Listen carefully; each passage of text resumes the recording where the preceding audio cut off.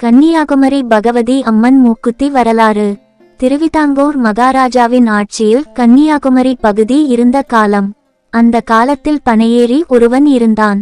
அவனுக்கு தனக்கு ஒரு ஆண் குழந்தை வேண்டும் என்று நீண்ட நாட்களாக ஆசை. ஆனால் அவன் மனைவி ஒவ்வொரு முறை கருவுறும் போதும் அவனுக்கு பெண் குழந்தை மட்டுமே பிறந்து கொண்டு இருந்தது. ஒவ்வொரு முறையும் அவன் மனைவிக்கு பிரசவம் ஆனதும் அவன் முதல் மகள் தான் அவனிடம் வந்து குழந்தை பிறந்த செய்தியை சொல்லுவாள். இப்படியே அவனுக்கு 5 பெண் குழந்தைகள் பிறந்து விட்டன. இதனால் மனம் வருந்திய அவன், இனி நமக்கு பெண் குழந்தை பிறந்தது என்று நம் மகள் வந்து நம்மிடம் சொல்லும் போது நாம் பனையின் உச்சியில் இருந்தால் அப்படியே 2 கைகளையும் மரத்தில் இருந்து விடுவித்து கீழே விழுந்து தற்கொலை செய்து கொள்ள வேண்டும் என்று முடிவு செய்தான். இந்நிலையில் அவன் மனைவி 6வது முறையாக கருவுற்றாள். அப்போது வழக்கம் போல் அவனது முதல் பெண் ஓடி வந்து, அப்பா, அம்மாக்கு பிரசவம் ஆயிடுச்சு, தங்கை பிறந்துருக்கா என்று சொன்னாள். ஆனால் அந்த நேரம் இவன் பனையில் இருந்து கீழே இறங்கி இருந்தான். அதனால் அவனால் உடனே தற்கொலை செய்ய முடியவில்லை. 7வது முறையும் இவன் பனையில் இருந்து இறங்கிய பிறகே முதல் மகள் வந்து பெண் குழந்தை பிறந்திருக்கும் செய்தியை சொன்னாள். இந்நிலையில் அவன் மனைவி 8வது முறை கருவுற்றாள். இம்முறையும் அவன் பனையை விட்டு இறங்கிய பிறகே அவன் மூத்த மகள் வந்து 8வதாக பெண் பிறந்த செய்தியை சொல்ல, மனம் வெறுத்து போன அவன், இனி நாம் உயிர் வாழவே கூடாது என முடிவு செய்து அருகில் இருந்த பாம்பு புற்றில் தன் கையை விட்டான். பாம்பு கடித்து விடும், நாம் உயிரை விட்டு விடலாம் என்பது அவன் எண்ணம்.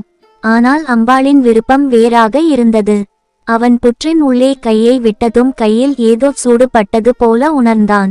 சூடு தாங்க முடியாமல் கையை வேகமாக வெளியே இழுத்து பார்க்கும் போது அவன் கையில் ஏதோ ஒன்று தகவென மின்னியது. புற்றில் இருந்த முதிர்ந்த நாகம் அவன் கையில் நாகரத்தினத்தை உமிழ்ந்து இருந்தது. அது என்னவென்று அறியாத அவன் அதனை உடனே கொட்டாரத்திற்கு, அரண்மனைக்கு கொண்டு சென்றான். அதை மகாராஜாவிடம் கொடுத்தான்.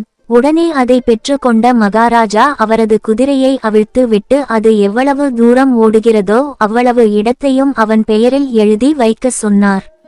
அவனும் மகிழ்ச்சியோடு அதை பெற்று கொண்டு வீட்டுக்கு சென்றான். அன்றிரவு மன்னரின் கனவில் ஒரு சின்னஞ்சிறு பெண் சென்று, மன்னா, இன்று காலை அரண்மனை தர்பாரில் உன்னிடம் ஒருவன் நாகரத்தினம் கொண்டு வந்து தந்தானே, அதை நீ வாங்கி வைத்து கொண்டாயே. அந்த நாகரத்தினத்தில் எனக்கு ஒரு மூக்குத்தியும் பில்லாக்கும் செய்து தரக்கூடாதா என்று கேட்டுவிட்டு மறைந்து விட்டாள்.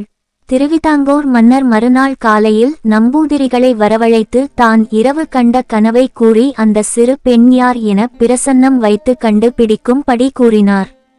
நம்பூதிரிகள் பிரசன்னம் வைத்து பார்க்கும் போது அது வேறு யாரும் அல்ல, கன்னியாகுமரி பகவதி அம்மன் தான் என்பது தெரிய வந்தது. நம்பூதிரிகள் கூறியதை கேட்ட மன்னர் உடனடியாக தேவி கன்னியாகுமரி பகவதிக்கு நாகரத்தினத்தில் மூக்குத்தியும் பில்லாக்கும் செய்து கொடுத்தார். அது தான் இன்றும் அன்னை அணிந்து கொண்டு இருக்கிறாள். நாகரத்தினம் என்பதால் அது தகவென ஜொலிக்கும். கப்பலோட்டிகள் அம்பாளின் மூக்குத்தி வெளிச்சத்தை கலங்கரை விளக்க ஒளி என்று எண்ணியதால் கப்பல் திசை மாறி வந்த காரணத்தால் கோவிலின் கிழக்கு வாசல் அடைக்கப்பட்டு தெற்கு வாசல் வழியாக சென்று தான் தேவியை தரிசனம் செய்ய முடியும்.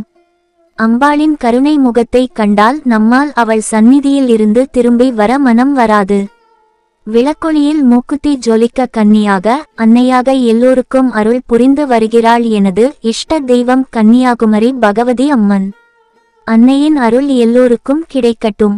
அவள் கருணையினால் உலகம் இந்த கொடிய நோயில் இருந்து மீண்டு வரட்டும். அம்மே சரணம், தேவி சரணம்.